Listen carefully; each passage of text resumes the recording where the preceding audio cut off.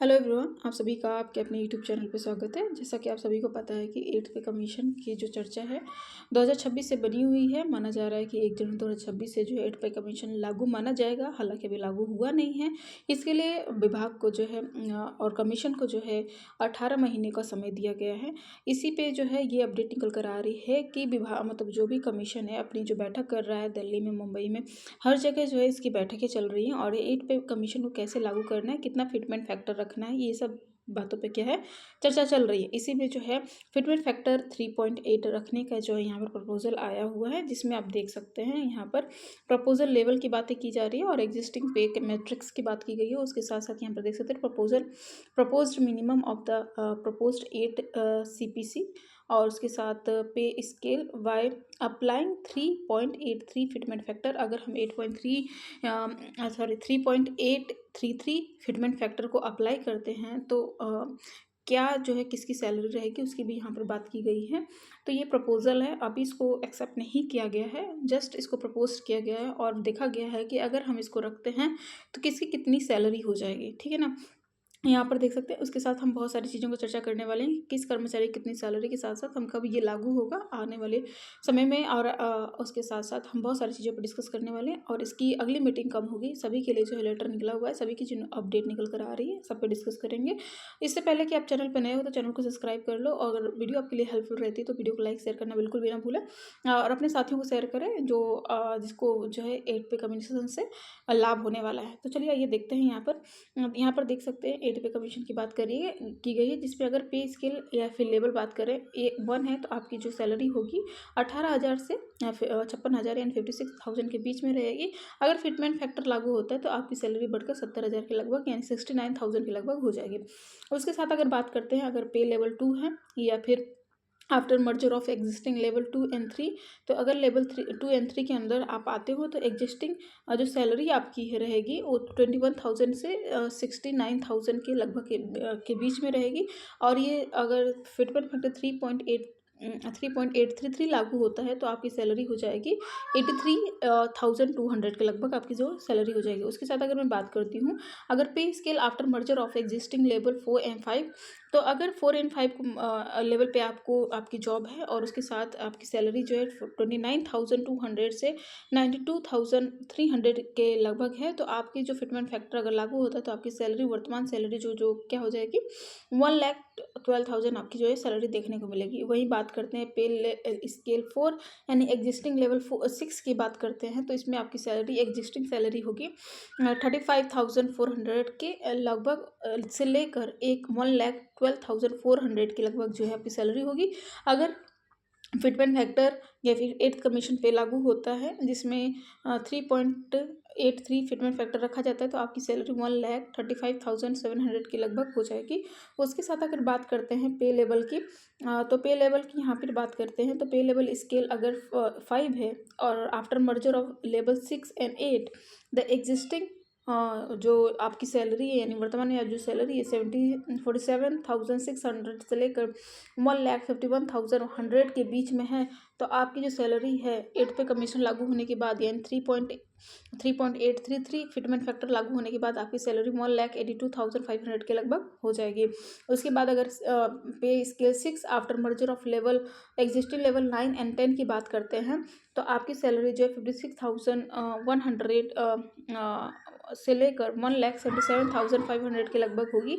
और वहीं जब 8 पे कमीशन लागू या फिटमेंट फैक्टर 3.833 लागू हो जाता है तो आपकी सैलरी जो होती है 2,50,100 के लगभग हो जाएगी। अगर यही बात करते हैं एग्जिस्टिंग लेवल 11 to 17 और may be renumbered as pay scale 7, 8, 9, 10, 11, 12 and 13 we can be written by using fitment factor. और इसकी जो है इसको रिटर्न कैसे किया जाएगा, फिटमेंट फैक्टर 3.833 के लगभग जो है इसको रिटर्न किया जाएगा जब ये जो है एग्जिस्टिंग लेवल बनेगा। ठीक है ना।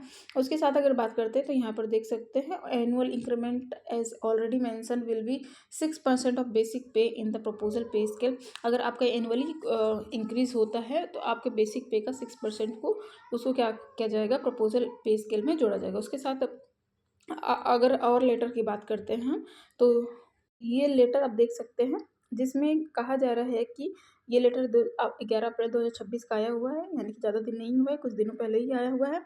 जिसमें देख सकते हैं 8 CPC government of India, 8 central pay commission. इसमें देखेंगे तो 8 central pay commission self scheduled instruction at Delhi on 28, 29 and 30 April 2026 and Tuesday and Thursday. Interested union and association desirous of interesting with the commission at Delhi may kindly submit memorandum at the commission website.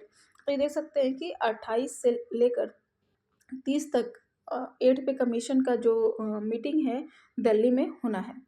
ठीक है ना, तो इससे जो है update जो है day by day निकल कर आ रही है। तो ज़्यादा दिन अब बचा नहीं है 8 पे कमीशन को लागू करने में। तो 8 पे कमीशन में भी आपको 2027 में देखने को मिलेगा।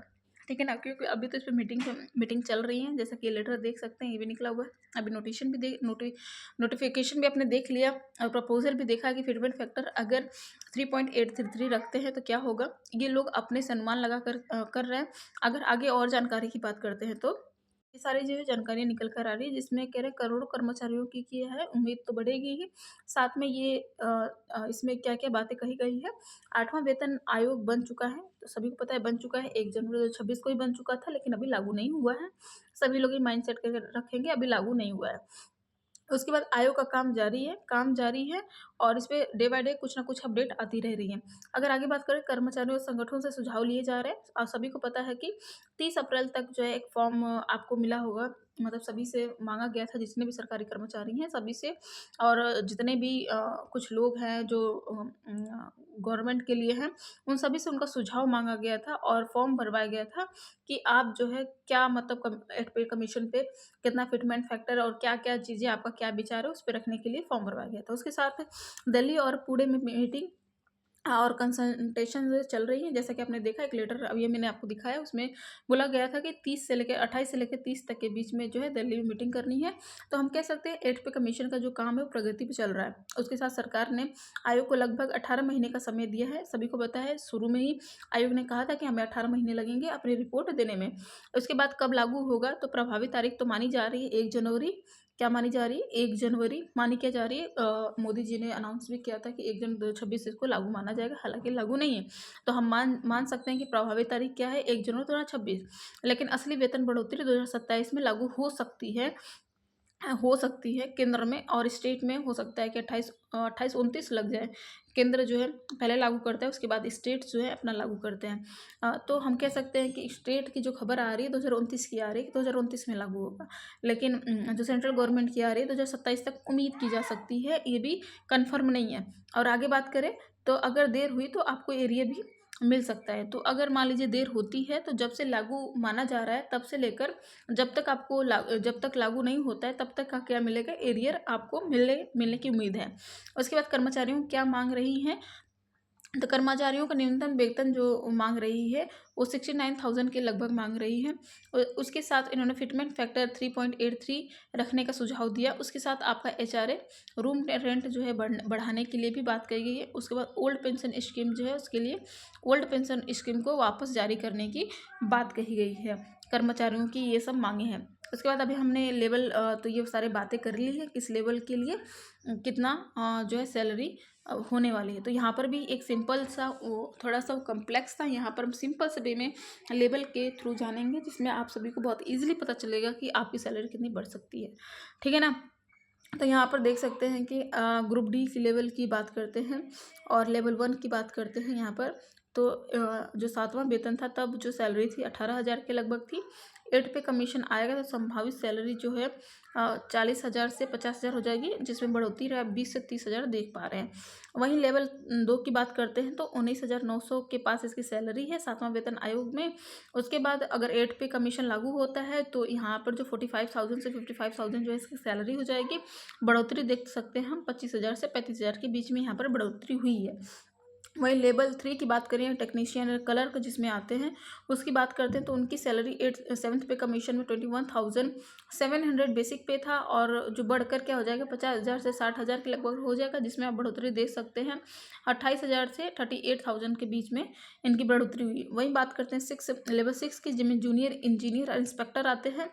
इसकी सैलरी जो है 35,000 बेसिक की बात करें, बेसिक पे की बात करें, बेसिक पे है 35,400 7th पे कमीशन में। वहीं 8th पे कमीशन जब लागू होगा तो ये सैलरी हो जाएगी 80,000 से 95,000 के बीच में हो जाएगी।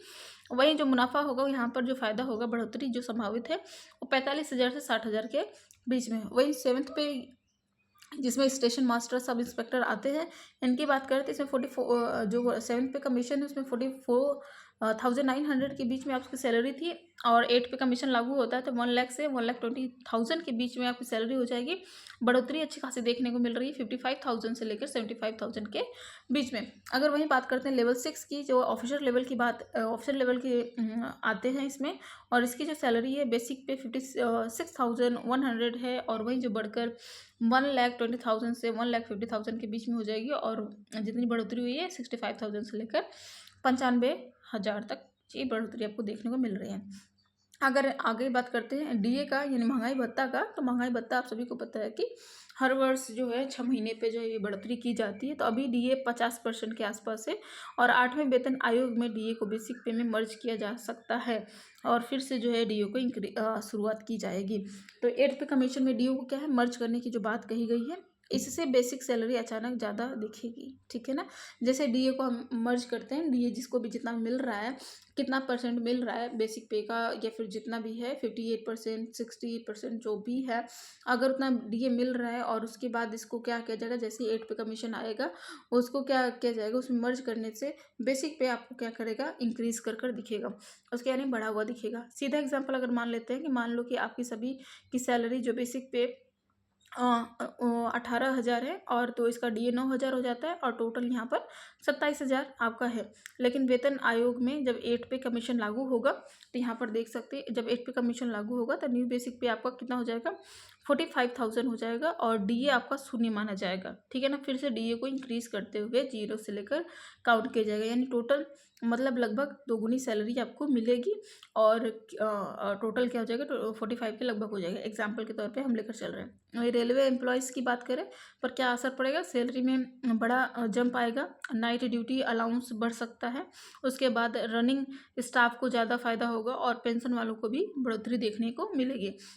और वहीं बात करते हैं सैलरी कितनी बढ़ सकती है, तो आपने देखा अभी हमने क्या देखा कि सैलरी कितनी लगभग 30 से 34% की बढ़ोतरी आपको देखने को मिली है। साथ साथ में न्यूनतम वेतन 18,000 से लेकर बढ़कर 40,000 और 50,000 तक जा सकता है। और फिटमेंट फैक्टर की बात करें तो फिटमेंट फैक्टर प्रपोजल हमने देखा था कितने का रखा गया है, 3.83 रखकर देखा गया है, तो कितनी बढ़ोतरी हुई थी आप लोगों ने देखा। और वहीं जो अगर बात करते हैं 3 से लेकर 3.83 के बीच में रखते हैं तो इतनी सारी जो है आपको बढ़ोतरी देखने को मिलेगी। वहीं आगे अगर बात करते हैं निष्कर्ष क्या निकलता है, तो अभी 8th पे कमीशन की कोई फाइनल रिपोर्ट आई नहीं है। सभी आंकड़े, सैलरी, फिटमेंट फैक्टर आदि अभी अनुमान या मांग है, असली फैसला रिपोर्ट आने के बाद ही होएगा। धैर्य रखें, सही जानकारी के लिए अपडेट रहें। धन्यवाद। आज के लिए बस इतना ही। I hope you enjoyed. अगर चैनल को सब्सक्राइब नहीं किया तो चैनल को सब्सक्राइब कर दें। वीडियो आपके लिए हेल्पफुल रहती है तो वीडियो को लाइक और कमेंट करना बिल्कुल भी ना भूलें। आपका कमेंट हमें और मोटिवेट करता है ताकि आपके लिए अच्छी अच्छी वीडियो बनाते रहें। धन्यवाद। Bye bye. Take care.